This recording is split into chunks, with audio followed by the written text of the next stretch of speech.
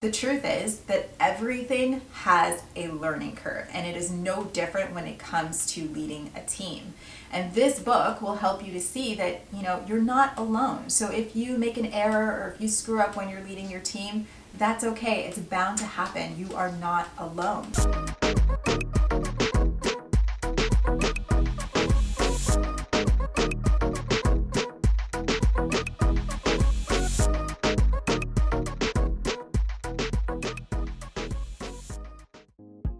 Hey there, welcome to Mac TV, where we believe that the transformation from manager to leader is a crucial one, and that true leaders change lives. So before we get into today's topic, I just wanted to stop and say something really, really important to you, which is just thank you.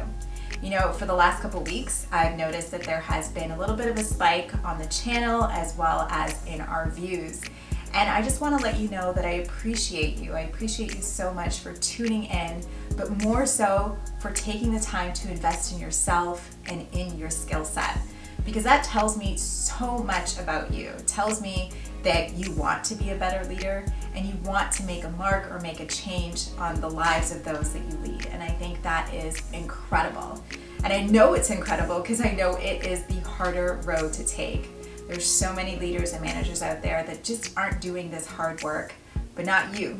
You're different. And so I just wanted to give you, a big bear hug if I could, so a virtual hug. I hope that's okay with you.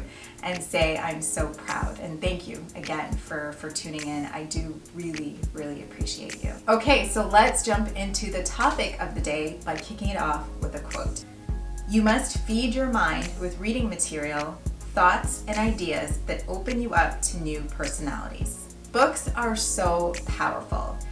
Both my parents were avid readers, so naturally I became a reader as well. In fact, I was always walking around with a book in hand, whether it be Bernstein Bears or Curious George or what was the other one? Dr. Seuss. I always had one of those books in my hand as a kid. And I remember, I think I was like 6 years old, 6 or 7, and my grandfather actually had like a mini library on the grounds where he lived. And he took me into the library, and I remember like staring up at the ceiling at all these books. I was just in awe.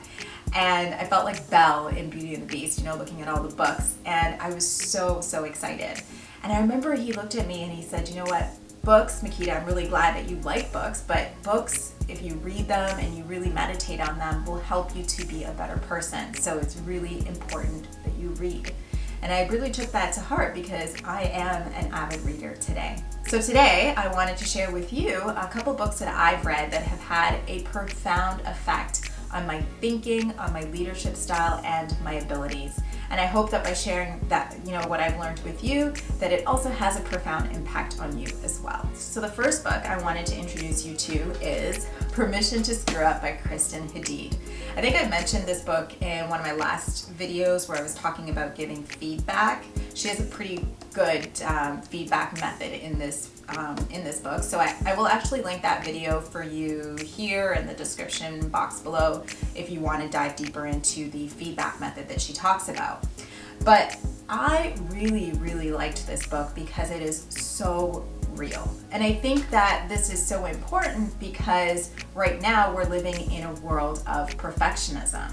And what I mean when I say that is that society is so obsessive with the perfectly curated image, right? And so that bleeds over into other aspects of our life where we think that if we enter into a role, we have to be perfect right from the very beginning, when that's just not the case. The truth is that everything has a learning curve, and it is no different when it comes to leading a team.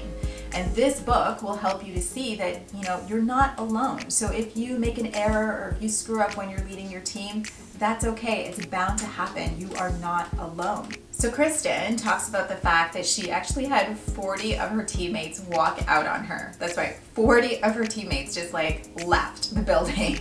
And that was essentially because of her poor leadership style.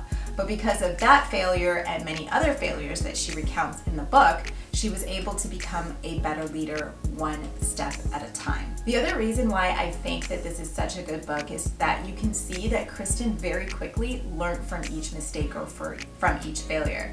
So yes, it's totally okay to make mistakes, but it's more important what you do after you make the mistake. So in Kristen's case, with the 40 people that walked out, she obviously learned from that failure and she got each one of them back, which you can read about in the book. So I just want to read a little snippet of the book that will pretty much sum up what it's about. So I'm going to read right from the book actually. So it's on this page here. Leadership is really, really hard. And I've learned that if it's not hard, chances are you're not doing it right. So I thought that was a really, really good one. The next book in the list is Unstoppable Teams by Alden Mills. And it's basically, it's really about this, how you can build an unstoppable team. And I really like this book because it is full of actionable advice. So, and I'm all about the actionable advice. Tell me what the steps are and how I can apply that. But also it is incredibly warm. It really helps you to see how you can put together a team to really accomplish any objective through what he calls the CARE framework. So the entire book goes through this framework, which is connect, achieve, respect, and empower, and how you can use this framework to inspire, lead, and motivate your team, no matter the size of your team or what level manager you are. I think that the greatest lesson that I picked up from this book was essentially how much we need care in our lives as individuals. We are so hardwired for it, and it is no different at work. So when people at work feel cared for, they can persist. They will push past any obstacle to get something done because they feel as though they are cared for. And care is actually also, the cornerstone for building trust, which is a foundational element for any high-performing team. So here's a piece of the book that I wanted to share with you that pretty much sums it up. It's actually earlier on in the book. It says, unstoppable teams come in all shapes and sizes, but they all depend on understanding human emotions, motivations, and values. It is both complex and as simple as this: you must care. Caring is the cornerstone for building trust and persistence in any group. When people feel cared for, and when they care about the tasks and the goals at hand, they are willing to step beyond their perceived limits and dare to do something greater than they originally thought possible. Just great, just love that. Next on the list is Ideal Team Player by Patrick Lencioni. And I have mentioned Patrick Lencioni on my channel before. He is such a good writer. So the reason I say that is because all of his books, the first half of the book is told in the form of a fable, and then the second half just breaks it down. And I really like that because the human brain connects with stories. We remember stories. And so I think it's a brilliant way to teach something. And so I just really enjoy his books. So Ideal Team Player is all about the 3 virtues that are necessary for an ideal team player to have. And so Patrick Lencioni and his team, through a ton of research and working with various organizations and various groups and teams, they found that all ideal team players possess these 3 virtues, which is they're all humble, hungry, and smart. So humble team players are the ones who are quick to point out the contributions of others, but slow to try and gain attention for themselves. And hungry team players, they're the ones that their managers never really have to push to do something. They're just eager to do it. And then smart is not in the conventional way of smart, or maybe what you're thinking. What he means is that they're smart when it comes to people, so they have common sense when it comes to people. So in the book, he goes into detail in describing how each virtue works in a team player. And at the end of it, he actually tells you how you can incorporate it in your hiring process, how you can coach and self-assess, which is really, really good too. As a side note, this book actually goes really well with his other one, Overcoming the 5 Dysfunctions of a Team. As you can see, the way it's all mangled, I really enjoy this book, and I think I've mentioned it in a past video of mine before where I was talking about how you can build trust on a team. This one is incredible. So they work in tandem. So if you want to get both, if you're going to get this one, I would definitely get this one because they work together. This one is the field guide. So it goes into depth a little bit with the actual fable, but either one is fine. You can get the field guide or you can get the fable, just depending on how much in depth you would like to go. Last on the list is Dare to Lead. And I'd actually like to kick this one off with a quote from the book.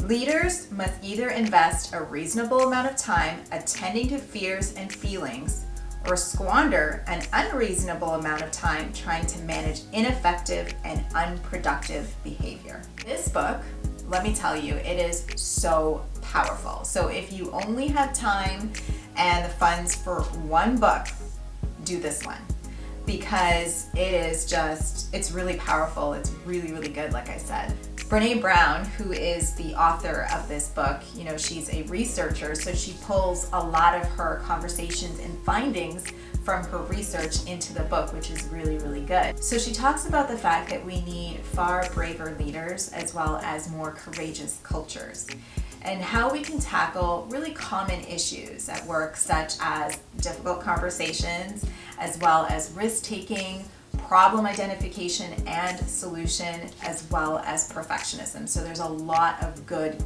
content in this book. Now I just want to read the first two paragraphs in the cover insert, because I think it does a far better job of just describing how powerful it is, much better than I would.